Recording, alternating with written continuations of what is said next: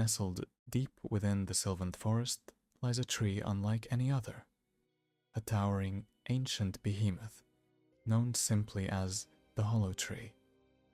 To the untrained eye, it appears as a natural marvel, with its gnarled roots stretching like claws into the earth, and its bark adorned with intricate carvings resembling faces frozen in anguish. But to those who know the tales, the hollow tree is a place of eerie power, its melody capable of stealing memories from all who dare approach. Legends speak of a long-forgotten people, the Silverins, who once thrived in the forest. They were a reclusive and mystical tribe, deeply attuned to nature. The hollow tree was said to be their sacred shrine, a conduit between the physical and spiritual realms. It is believed that the melody originated from their final moments. The Silverins, fearing invasion from outsiders who sought to exploit their forest's resources, performed a ritual to bind their knowledge and essence into the tree. In doing so, they imbued the tree with their collective memories, turning it into a repository of their existence. But the ritual came at a great cost. Those who hear the melody are drawn to the tree, and in the process, their own memories are devoured to sustain the Silverins' lingering consciousness. Over centuries, the song has grown stronger, its reach extending to every corner of the forest. One of the earliest recorded encounters with the hollow tree came from Erindor, a wandering bard renowned for his tales and music. Erindor had heard whispers of the tree from villagers who warned him never to enter Sylvan Forest. Yet his curiosity, coupled with a desire to compose a song of unmatched beauty, led him to disregard their warnings. Upon reaching the tree, Erindor was captivated by its haunting melody. It was unlike any music he had ever heard, ethereal and sorrowful, with harmonies that seemed to echo the depths of human emotion. Entranced, he began to play along on his lute, his fingers moving instinctively, as if guided by an unseen force. Hours passed, and when he finally stopped, Erindor realized he could no longer remember the faces of his family or the names of the villages he had visited. His lute, too, now carried faint etchings that mirrored the carvings on the tree's bark. He stumbled out of the forest, his memories fragmented, his mind forever marked by the hollow tree's song. Decades later, Maren, a skilled herbalist, ventured into the Sylvan Forest in search of rare plants rumored to grow near the hollow tree. Unlike Erindor, Maren came prepared. She carried charms of protection, gifted to her by the village shaman, and recited mantras to shield her mind from the tree's influence. As she approached the clearing, the melody began to play. Maren described it as a gentle whisper at first, like the rustling of leaves in the wind. But the closer she came, the louder it grew, transforming into a mournful symphony. She noticed the carvings on the tree pulsating faintly, as if alive. Determined to resist, Maren focused on her task, gathering plants as quickly as she could. But the melody was relentless, weaving itself into her thoughts. She suddenly recalled memories from her childhood, moments she had long forgotten.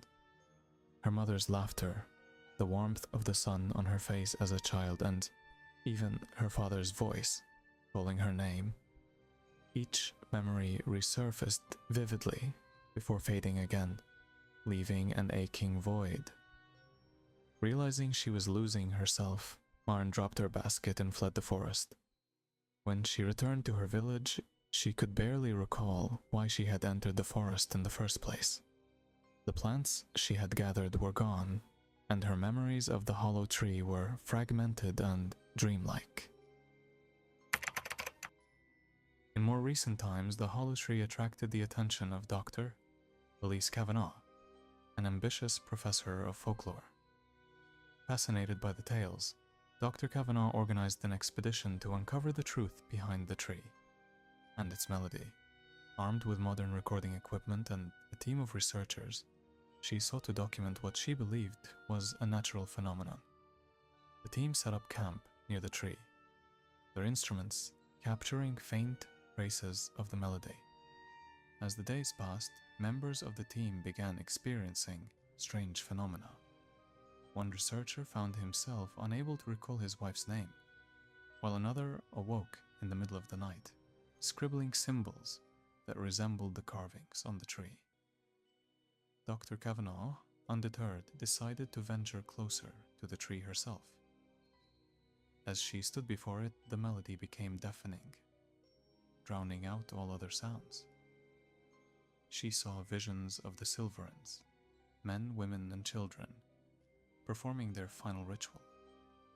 Their faces were filled with sorrow and desperation, their voices merging into the song that now emanated from the tree. The professor's final journal entry was chilling. The tree knows us. It sees into our souls, and in return it takes pieces of us. I fear I may never leave this place. Neither Dr. Kavanaugh nor her team were ever seen again. Their equipment was discovered months later, the recordings corrupted, but faint strains of the melody audible beneath the static. Over the centuries, countless travelers, adventurers, and scholars have sought out the hollow tree, each drawn by its mystery and allure. Some seek answers, others fame, but all who encounter the tree leave changed, if they leave at all. The tree's melody continues to echo through the forest, a siren call that grows stronger with time. Locals have taken to avoiding the forest altogether, leaving offerings at its edges to appease whatever spirits dwell within. The few who dare enter often speak of strange dreams and fragmented memories, as if the forest itself is alive and aware. The hollow tree remains one of the great enigmas of the natural world. Is it a guardian of lost knowledge, a prison for restless spirits, or a malevolent force preying on human curiosity?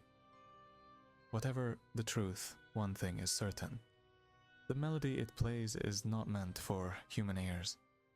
Those who hear it risk losing the most precious parts of themselves, their memories, their identities, their very souls. So, if you ever find yourself near the Sylvanth forest and hear a faint, mournful tune carried on the wind, heed this warning. Turn back, for the hollow tree does not forget, and it does not forgive.